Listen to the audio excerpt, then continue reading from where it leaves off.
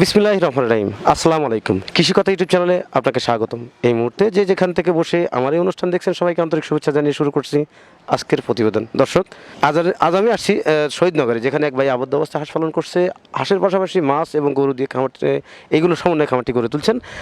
এখানে তারা কতজন মিলে এই খামারটি গড়ে তুলছেন এবং হাঁস পালন করার ক্ষেত্রে তারা কতটুকু লাভবান হতে পারছেন, কী দিয়ে খামারটি শুরু করছেন, সেই কথাগুলো জানবো এবং আপনাদের মাঝে জানানোর চেষ্টা করবো। চলুন দর্শক, কথা না বাড়িয়ে শুরু করি আজকের প্রতিবেদন।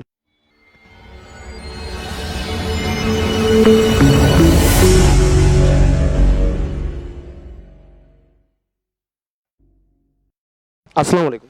ওয়ালাইকুম আসসালাম রহমতুল্লাহ বরকাত। ভালো আছেন ভাই? আলহামদুলিল্লাহ, হ্যাঁ আলহামদুলিল্লাহ। আপনার নাম কি ভাই? আমার নাম দুলাল হোসেন দুলাল। আপনার গ্রামের বাড়িটা কোথায়? আমার গ্রামের বাড়ি পাইকঘাটাতে, এটাই আমার গ্রাম। আর কি এই যে জায়গাটা কার? এটা আমারই জায়গা, আমার অর্থাৎ আমার বাবা এবং চাচাদের সাথে ভাগে। আমি বলতে চাচ্ছি যে আসলে যারা খামার করে বেশিরভাগ লোকই তো লিজ নিয়ে খামার করে, বিভিন্ন জায়গা লিজ নিয়ে এটা এটা আমার এবং চাচাদের, তো চাচাদের কাছ থেকে আমার লিজ নেওয়া আছে। আর কি। আপনি এখানে কতগুলো হাঁস আছে? এখানে বর্তমান হাঁস আছে 700। আপনি কতগুলো হাঁস দিয়ে খামারটি শুরু করছেন? আমরা 1000 হাঁস দিয়ে শুরু করছিলাম। আমাদের 100টার মতো ছোটোবেলায় মারা গেছে বিভিন্ন কারণে, আর কিছু হাঁস ছিল ওগুলো বিক্রি করে দিছি। এখন শুধু ডিম বাড়া হাঁস রাখছি, 700 আছে। কি জাতের খামার দিয়ে হাঁস দিয়ে খামারটি শুরু করছেন? এটাকে আমরা যতটুকু জানি খাকি ক্যাম্বেল বলে, খাকি ক্যাম্বেল জাত দিয়ে। আপনি বড় হাঁস দিয়ে খামারটি শুরু করছেন না একদিনের বাচ্চা দিয়ে? না, আমরা একদিনে বাচ্চা দিয়ে শুরু করছি। আপনি হাঁস পালনের ক্ষেত্রে পূর্বে কোনো অভিজ্ঞতা ছিল? না, আমাদের আসলে পূর্বের কোনো অভিজ্ঞতা ছিল না। যতটুকু অভিজ্ঞতা মানুষের মুখে, বন্ধু বান্ধবের মুখে বা ইউটিউব দেখে, এই অভিজ্ঞতা ছাড়া কোনো প্র্যাকটিক্যাল কোনো অভিজ্ঞতা ছিল না। আপনি কিভাবে এই হাঁস পালনে আসলেন? আসলে আমরা অংশীদার ভিত্তিতে, তো আমার এক বন্ধু ছিল, তার বন্ধু আবার একটা খামার করছে, সে আইডিয়া দিছে। সেইখান থেকে আমরা তার কথার উপর বেস করে পাইলট প্রজেক্ট হিসেবে আসলে 1000 হাঁস দিয়ে শুরু করছেন। জি। আপনি কি এই খামারটা বড় পরিসরে করার চিন্তা ভাবনা আছে? অবশ্যই অবশ্যই, আপনারা দোয়া করবেন আমরা যেন এটা থেকে আরো বড় করতে পারি। এই হাঁসের বয়স কত মূল? এখন হাঁসের বয়স 7 মাস প্লাস। আপনি এই নতুন সেট, একদম নতুন সেট, এটা প্রথম সেট। প্রথম সেট আর কি। আপনি কি মনে করেন হাঁস পালন করে লাভবান হওয়া যায়? হ্যাঁ, আমাদের এখনো আসলে আমাদের লস হয় নাই, তবে আমরা আসলে লাভে যেতে পারি নাই, যেটাকে বলে ব্রেক ইভেন পয়েন্ট, অর্থাৎ খরচ এবং প্রোডাকশন সমান সমান সমান আছি। হ্যাঁ, তো আমরা আশা করতেছি সামনে শীত মৌসুমে হাঁসের ডিম বেশি দেয় আমার জানা মতে। আর তারপরে এখন আমাদের খাবার কষ্ট একটু কমে আসছে। আগে তো শুধু ধানের উপর বা গম বা ভুট্টার উপর নির্ভরশীল ছিলাম, এখন পানি আসছে নদীতে, মানে শামুক পর্যাপ্ত পাওয়া যাচ্ছে, তো আমাদের কষ্টটা কমে আসছে। তো আমরা আশা করি যে হয়তো আমরা লাভে চলে যাবো ইনশাল্লাহ। আপনি এখান থেকে এই হাঁস থেকে কত পার্সেন্ট ডিম আসার সম্ভাবনা মনে হয়? আসলে আমরা আইডিয়া করছি 70%, যে আমরা 70% হলে আমাদের ইনশাল্লাহ আমাদের এনাফ। তবে আমরা এখন 40 থেকে 45% হ্যাঁ প্রোডাকশনে আছে আর কি। এই যে এখন তো পর্যাপ্ত শামুক দিচ্ছেন, সেক্ষেত্রে আপনার ডিম কি বৃদ্ধি পাচ্ছে? হ্যাঁ, আমাদের প্রত্যেক দিনই 20টা 25টা বা 30টা করে ডিম বৃদ্ধি পাচ্ছে। আর আসলে কিছু কিছু হাঁস হঠাৎ করে অসুস্থ হয়ে যায়, তো ওগুলো আমরা আলাদা করে রেখে চিকিৎসা দিচ্ছি, এবং ওই হাঁসগুলো আমরা জবাই করে আমরা থিসিস করে দেখছি ওর মধ্যে পর্যাপ্ত পরিমাণ ডিম আছে। আমরা চেষ্টা করতেছি খাওয়ার মাধ্যমে ওই ডিমগুলো প্রোডাকশন যেতে পারলে ইনশাল্লাহ আমরা লাভে চলে আসবো। আচ্ছা, পূর্বে আপনি ধান, গম, ভুট্টা ইত্যাদি দিতেন, এখন তো আপনি শামুক দিচ্ছেন। এখন এই যে শামুক দেওয়ার কারণে হাঁসের এই সমস্যাগুলো সৃষ্টি হচ্ছে না? আসলে শামুক দেওয়ার কারণে হচ্ছে কি না এটা আমরা আসলে আইডেন্টিফাই করতে পারি নাই। তবে যেটা আমরা বিভিন্ন ডাক্তারের সাথে পরামর্শ করি ফোনে, তো ওনারা বলছে যে এরকম হঠাৎ করে ডিমের উপর আসলে পারে, দুই একটা প্রবলেম হতে পারে। তবে যেগুলো প্রবলেম হয় ওগুলো আমরা সেপারেট করে রেখে ওই অ্যান্টিবায়োটিক বা ভিটামিন দিয়ে ওটা 3 দিন পরে ছেড়ে দিলে মোটামুটি আবার ঠিক হয়ে যায়। হ্যাঁ হ্যাঁ। এই শামুক এখন প্রতিদিন এই 700 হাঁসের জন্য আপনি কত বস্তা শামুক খাওয়াচ্ছেন আর কি? আমরা 10 বস্তা। 10 বস্তা প্রতিদিন? তাতে আপনার কি পরিমাণ খরচ হচ্ছে? 10 বস্তা আপনার 130 টাকা করে, 1300 সামথিং পার ডে। এই টাকাটা আপনার এই খামারের খরচ হচ্ছে এখন? তাহলে প্রতিদিন আপনার 1300 টাকার মতো খরচ হচ্ছে। হ্যাঁ। আর পূর্বে আপনি যখন ধান, গম, ভুট্টা দিতেন তখন আপনি এই হাঁসের খামারে কি পরিমাণ খরচ হতো? তখন বেশি হতো, প্রায় 1800 1900 এরকম বা 2000 এরকম হয়তো খরচ হতো। তো সব মিলে তো এখন মোটামুটি প্রায় 700-800 টাকা একটা সেভ পাচ্ছেন আর? হ্যাঁ হ্যাঁ, সেদিক থেকে অনেক একটু সেভের দিকে আর কি। হ্যাঁ, অনেকটাই সেভ বলা চলে, অনেকটাই সেভে আছি, কারণ শামুকে অনেক কষ্ট অনেক কম। এখন যে ডিম আসছে যে আপনার 400 পিস বা 300 সামথিং পিস, এখন এই ডিমটা কত টাকা বিক্রি করতেছেন? আমরা এটা এখন খাসি যেটা বলে 30 টাকায়, আমরা কিছুদিন ছিল 220 টাকা খাসি, এখন একটু মানে বেড়ে 250 টাকা খাসি বিক্রি করতেছি। মানে কয় খাসি ডিম হয় আপনার? এখন হচ্ছে মনে করেন 8 খাসি 9 খাসি এইরকম। নয় খাসি হলে আপনার তারপরে তো আপনার 9 × 18 318 মানে প্রায় 2000 টাকা সব মিলে তাও তো প্রতিদিন আপনি 800-900 টাকা বাঁচে আর হ্যাঁ, এখন বাসে আগের কস্ট ধরলে পরে আমরা ওইটাকে বলছি ব্রেক ইভেন পয়েন্ট, মানে আগে যে বিদেশে আগে যে খরচটা করে গেছেন। হ্যাঁ হ্যাঁ সেই হিসাবে একটু। আপনি যখন একদিনের বাচ্চা সংগ্রহ করলেন কোথা থেকে সংগ্রহ করলেন? এটা এটা আমরা সংগ্রহ করছিলাম হচ্ছে চাটমোহর মান্নাননগর বলে জায়গাটার নাম, ওইখান থেকে বাচ্চাগুলো আনছিলাম। আপনি তো ইউটিউবে ভিডিও বা বন্ধু বান্ধবের সব পরামর্শ করে আপনি খামারটিতে আসছেন তাই না? জি জি। আচ্ছা ওইখান থেকে আনার পরে একদিনের বাচ্চা 1 দিন থেকে 7 দিন পর্যন্ত আপনি কি খাবারটা দিয়ে বাচ্চাগুলো লালন পালন করছেন? আসলে আমরা প্রথমে আনি সালে ওই মুড়ি ভিজায় দিতাম, আর প্রত্যেক দিন শেড চেঞ্জ করে দিতাম। প্রথম 2-3 দিন মুড়ি দিয়েছি, তারপর দিয়েছি ফিড, ছোটো ছোটো ফিডগুলা ওইগুলো দিয়েছি, তারপর হ্যাঁ হ্যাঁ হ্যাঁ ওই ফিড বা ওই দিয়ে শুরু করছি। এটা তো 7 দিন তারপর আপনি কি খাবার দিচ্ছেন? তারপরে আমরা বেশ কিছুদিন মনে করেন 21-22 দিন পর্যন্ত ফিডের উপরে ছিলাম, ছোটো ছোটো হ্যাঁ জিরো সাইজ। হ্যাঁ হাঁসের যে ফিড ছিল। তারপর কি দিচ্ছেন? তারপরে ওইখান থেকে ফিড দেওয়ার পর তারপরে 1 মাস 31-32 দিন পরে আমরা আস্তে আস্তে ধানের উপরে চলে আসছিলাম। আচ্ছা এই ফিডের থেকে যখন ধানে আসছেন তখন আপনার হাঁসের সমস্যা সৃষ্টি হয়নি? না, আসলে আমাদের তখন সমস্যা হয় নাই। আমাদের সমস্যা শুরু হয়েছে মূলত ডিম যখন শুরু হয়েছে তখন থেকে একটু দু একটা সমস্যা হয়, তার আগে কোনো সমস্যা আমাদের আসলে হয় নাই। আর আগে যেগুলো মারা গেছিলো ওগুলো ছোটবেলায়, আসলে আমরা ওইভাবে বুঝতে পারছিলাম না, সবগুলো একসাথে জড়ো হওয়া ছিল, ওই পায়ের নিচে চাপা পড়ে কিছু হাঁস মারা গেছে বাচ্চা। এক্ষেত্রে একটা জিনিস খেয়াল করতে হয়, আসলে বাচ্চা পালন করার ক্ষেত্রে প্রথমে যখন আপনি 7 দিন 8 দিন বা 10 দিন পর্যন্ত আপনাকে প্রচুর কেয়ার করতে হবে। কেন করতে হবে? কারণ এই বাচ্চাগুলো যখন এক জায়গায় জড়ো হওয়ার একটা কারণ থাকে, কারণ ছাড়া হয় না। যখন প্রচুর হ্যাঁ যখন ঠান্ডাটা প্রচুর লাগে তখন সব একসাথে জড়ো হয় এবং সেক্ষেত্রে বাচ্চাগুলো পায়ের নিচে পড়ে মারা যায়। তারপরে একটা কথা হচ্ছে বাচ্চা পালন করার ক্ষেত্রে অনেক কিন্তু হিসাব করে চলতে হয়, কারণ একদিন থেকে আপনি যেহেতু বলতেছেন যে আপনি 20-22 দিন পরে যখন ধানটা দিচ্ছেন তখন তার আপনার সমস্যা হয়নি, কিন্তু কিছু কিছু ক্ষেত্রে আসলে হাঁসের কিন্তু গলায় ঘা হয়। এ ধরনের কোনো সমস্যা হয়েছে? হ্যাঁ, গলায় ঘা আমরা আসলে মেডিসিন দিছিলাম, বিভিন্ন ডাক্তারের পরামর্শ। এটা থায়ামিন কি আমি আসলে আমার ফ্রেন্ড দিছিল, আর থায়ামিন আর একটু অ্যান্টিবায়োটিক বোধ হয় দেওয়া হয়েছিল, হ্যাঁ রিনামাইসিন রাইট, এই জাতীয়। আমি আসলে দিনে ওষুধটা আমার ফ্রেন্ড দিছিল, তখন এই ওষুধ দিয়ে মোটামুটি আমরা রিকভার করতে পারছিলাম। এখনো কি ওষুধ দেন হাঁসের? হ্যাঁ এখনো মাঝে মাঝে আমাদের ভ্যাকসিনগুলো দেওয়া হয়েছে। এখন মূলত যেগুলো অসুস্থ হয় এগুলো জিঙ্ক বা ওই যে ক্যালসিয়াম জাতীয় ওষুধগুলো দিয়ে ওটা সেপারেট করে রাখি, ওটা আমি সুস্থ হলে 3 দিন পরে আবার আমরা ছেড়ে দিই ওইখানে। জিঙ্কটা তো মূলত হাঁসের কি কাজ করে আপনি একটু বলবেন আর কি? আর জিঙ্কের কাজটা মানে এটা হাঁসের গ্রোথ বেশি হয় আর কি, গ্রোথটা ঠিক থাকে। এখন আপনাদের তো যেমন আমাদের কিছুদিন আগে আমাদের হাঁসের দেখলাম স্বাস্থ্য কমে গেছে বা লোম উঠে গেছে, পরে ওইগুলো লোম তোলার জন্য বললাম যে ঘটনা, ডাক্তারের কাছে বললো যে এইগুলো দেন, আবার দেখেন লোম গজায় গেছে বেশ মোটামুটি। ধন্যবাদ দর্শক, উনি যে জিঙ্কের কথা বলছে, জিঙ্কের কাজটা মূলত হাঁসের দৈহিক গঠনটা ঠিক রাখা, পাশাপাশি যদি লোমের সংকট দেখা যায় শারীরিকভাবে সেক্ষেত্রে লোমটা বৃদ্ধি করায় এবং লোমটা কমে যাওয়ার কিছু কারণ থাকে। কারণ হাঁসের মধ্যে কিন্তু মারামারি ঝগড়া হয়েই থাকে। কেন? কারণ ওরা একই জায়গায় বসবাস করে কিন্তু কেউ কারো পছন্দ করে না, এরা কিন্তু ঠোকাঠুকি করে, লোম ছিঁড়াছিঁড়ি হয়, এটা স্বাভাবিক। যখন লোমটা কমে যায় তখন এই জিঙ্কটা যদি আপনি ব্যবহার করেন তাহলে হাঁসের লোমটা কমপ্লিটলি সমাধান হয়ে যাবে এবং লোম সমাধান হলে তখন হাঁসের ডিমটাও কিন্তু পর্যাপ্ত পারে। আর ডিমের দিক থেকেও একটু গুরুত্বপূর্ণ ভূমিকা পালন করে জিঙ্ক, যেমন হচ্ছে ডিমের খোসাটা একটু মোটা করে শক্ত করে, সেক্ষেত্রে জিঙ্কটা খুবই গুরুত্বপূর্ণ। পাশাপাশি উনি যে থায়োবিন বা অ্যান্ড্রোসিন, রেনামাইসিনটা আসলে অ্যান্টিবায়োটিক, এটা বিভিন্ন রোগের জন্য খাওয়ানো হয় এবং থায়োবিন বা থায়োবিন ভিটামিন A-D3 এগুলো হচ্ছে ভিটামিনের জন্য খাওয়ায়। হাঁসের বিভিন্ন সমস্যা হলে বা হঠাৎ করে পা পড়ার সম্ভাবনা দেখা দিলে এবং ঘাড় পড়ে গেলে এক্ষেত্রে আর কি ভিটামিন দিতে হয়।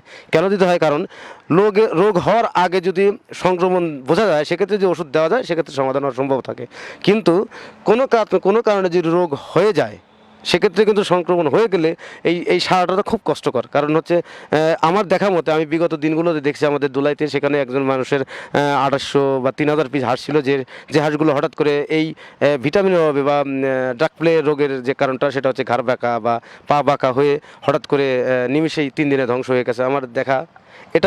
এ ধরনের ক্ষতিতে সম্মুখে যেন খামারিরা না পড়েন। আর খামারিরা এই ধরনের ক্ষতিতে যদি পড়ে তাহলে এই খামার করার ভিতরে যে একটা বিশ্বাস বা এখান থেকে যে একটা কর্ম হবে বা এখান থেকে একটা আয়ের উৎস আছে, এটা মানুষের বিশ্বাস হারিয়ে যাবে। আমি দোয়া করি তারা যেন খামার পরে অবশ্যই স্বাবলম্বী হতে পারেন। আচ্ছা, আপনি শিক্ষকতা যোগ্যতা কতটুকু? আমি মাস্টার্স কমপ্লিট করছি ম্যানেজমেন্ট থেকে। আমি আসলে প্রাইমারি স্কুলে শিক্ষকতা করি, পাশাপাশি খামার করি। আমার ফ্রেন্ডরাও সবাই মোটামুটি তারা জব করতো, কেউ হয়তো কারো জব নাই, আমরা এখানে সমন্বিতভাবে চেষ্টা করছি আর কি, নিজস্ব কিছু করার আর কি। যাই হোক, আসলে ওই একটা কথা আছে প্রবাদে যে ওই ভাগের সংসার, এ ধরনের কিছু সমস্যার সৃষ্টি হয় নাকি আপনাদের মধ্যে? আসলে সমস্যা সব জায়গায় থাকবেই, তবে আমরা আশা করি এখনো সমস্যা হয় নাই। আসলে এ জাতীয় পার্টনারশিপ ব্যবসায় সমস্যা আছে, বা পার্টনারশিপ ব্যবসা অনেক পৃথিবীতে নজির আছে, অনেক বড় কিছু করছে। তো আমাদের সেই প্রত্যাশা এবং সেই বিশ্বাস নিয়ে আমরা শুরু করছি। এখন উপর আল্লাহ আছে, দেখা যাক। আপনারা কয়জন মিলে এই খামারটি শুরু করছেন? ছয়জন মিলে। জি, আসলে তাদের কি নামটা বলা যায়, কি কি জব করেন? হ্যাঁ, ছয়জন। একজন প্রাইভেট জব করতো, ও এখন আমাদের সাথে আছে, ওর নাম শাহিন। আর একজন কন্ট্রাক্টারি করতো, এখন কন্ট্রাক্টারি করে, ইমরান। আর একজন বিশিষ্ট ব্যবসায়ী, আপনি হয়তো চিনবেন, কাশীনাথপুরে, আলম মোল্লা। আর একজন হোটেলের জিএম, পাভেল বলে, ওর নাম পাভেল, মমইনে আছে। আর একজন হচ্ছে ইসে চাকরি করে, ওষুধ কোম্পানিতে। হ্যাঁ, আর আমি প্রাইমারি স্কুলে শিক্ষকতা করি। দর্শক, ছয় বন্ধু সমন্বিত এই খামারটি গড়ে তোলা। আচ্ছা, আপনাদের বন্ধু কি সবাই এখানে আছে? আমি তাদেরকে একটু দেখতে চাই আর কি। এখানে আমরা আজকে 4 জন আছি, আর আপনারা একটু আসবেন। দর্শক, আমার সামনে সেই খামারি ভাইদের, যারা ছয়জন বন্ধু সমন্বিত এই খামারটি গড়ে তুলছেন, যেখানে হাঁস, মাছ এবং গরু দিয়ে খামারটি করছেন।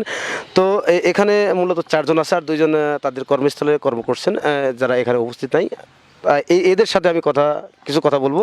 আচ্ছা, আপনারা এই 6 বন্ধু মিলে বা খামারটি শুরু করছেন, এই খামারে যখন আসলেন, একটা প্রিপারেশনের দরকার ছিল। আসলে হাঁস পালন করবেন, লাভ হবে কি না, এ ধরনের কিছু কোনো মন্তব্য দর্শকের উদ্দেশ্যে বলবেন, যে আসলে খামার করা কতটুকু লাভবান হতে পারবে? ধন্যবাদ আপনাকে। আসলে সব ব্যবসায় সবাই লাভের আশায় শুরু করে, আমরা অনুরূপভাবে ওই আশা নিয়ে শুরু করেছি। এখন বাকিটা আল্লাহ তাআলার হাতে। তা আল্লাহর রহমতে আমাদের এখন যে অগ্রগতি, আমাদের আশানুরূপভাবেই আগাচ্ছে। এখন ভবিষ্যতে কি হবে বলা মুশকিল, তবে আমরা আশাবাদী। আপনারা যে খামারে আসছেন, আপনারা আশাবাদী, ঠিক আছে। আপনারা যে আবদ্ধ অবস্থা করছেন, এখন এই আবদ্ধ অবস্থায় যেসব খামার করবে, তারা কি লাভবান হতে পারবে আপনাদের মধ্যে? না, আসলে আমরা অনভিজ্ঞ, আর এই ব্যবসায় যেই আসুক, আমাদের পরামর্শ তারা যেন অবশ্যই অভিজ্ঞতা সামান্য কিছু অর্জন করার পরে শুরু করে। দর্শক, খামারি ভাই গুরুত্বপূর্ণ কিন্তু একটা কথা বলছে। তারা কিন্তু এই শেডটা করছে একদম নতুন, তাদের কোনো কোনো অভিজ্ঞতা নাই এবং পরিকল্পনাও ছিল না। হঠাৎ করে তারা হয়তো ইউটিউবে বিভিন্ন সোশ্যাল মিডিয়াতে ভিডিও দেখার পরে তারা এই জায়গাতে আসছে। কারণ হচ্ছে আসলে সোশ্যাল মিডিয়াতে যে ইউটিউবে ভিডিও দেওয়া যায়, অনেক লোভনীয় ভিডিও, এই ভিডিও দেখার পরে মানুষ অনেকেই মনে করে যে না, আঙুল ফুলে কলা গাছ হওয়া সম্ভব, কিন্তু না। আসলে সব কাজে কিন্তু পরিশ্রম আছে। পরিশ্রম যদি করেন, তাহলে সফলতা অবশ্যই হাতের নাগালে ধরা দেবে, আর সেটা অবশ্যই ধরে রাখতে পারবেন।